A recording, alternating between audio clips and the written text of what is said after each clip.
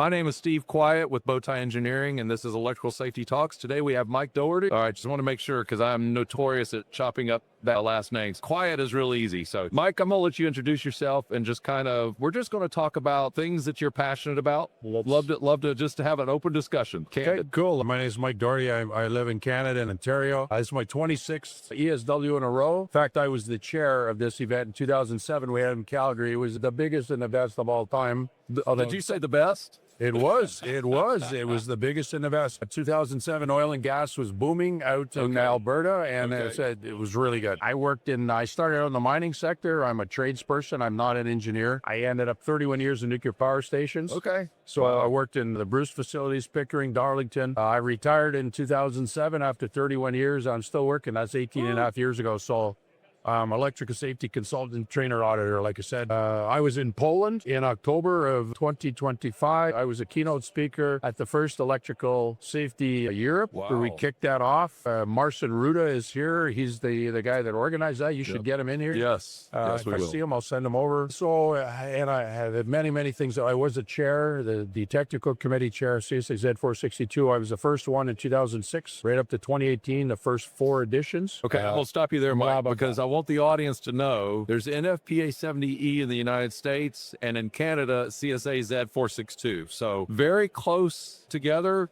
And I know there's a lot of collaboration. So anyway, just wanted the audience to know that. We were very fortunate in NFPA 70E. First one came out in 1979. We took the foundation of 70E in our Z462 technical committee. In December 2008, we had the first version of CSA Z462. As the chair, I really thought it was important to keep us technically aligned because cross-border companies don't like different standards. Right. It has diverged. It's been 20 bit. Yes. You mentioned we have Annex V as in Victor. Yes. We have 3 components to doing table method. Whether there's your shock and arc flash warning label calculation, there's the classic table method, which 70E still has. Right. We have Annex V. Okay. Which, if you know the size of the transformer, you can pick your PPE. If you know the size of the fuses, you can pick your PPE. And the different configurations for relays, you could pick your PPE. What's Annex V? We put that in as a public input to our friends at 70E. Didn't go anywhere, but we're using it. If a couple of electricians come in this hotel tonight and there's no shock and arc flash warning labels,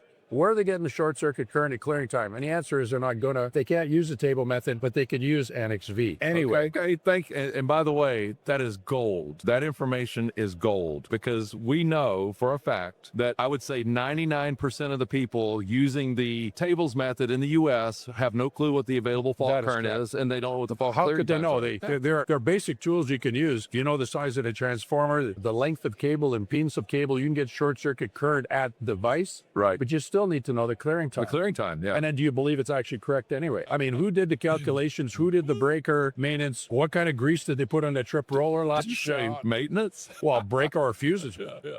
So there's a lot. We're thrilled to be working with our American friends.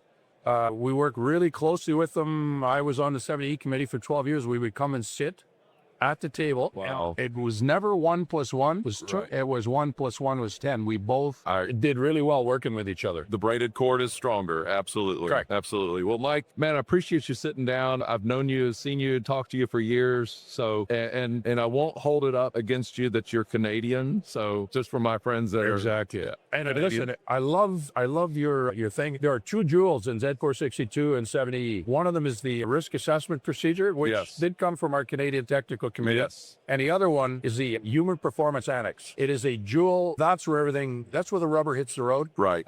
I put it in there because of my nuclear power experience. And so I love the risk management thingy you have here. It's spectacular.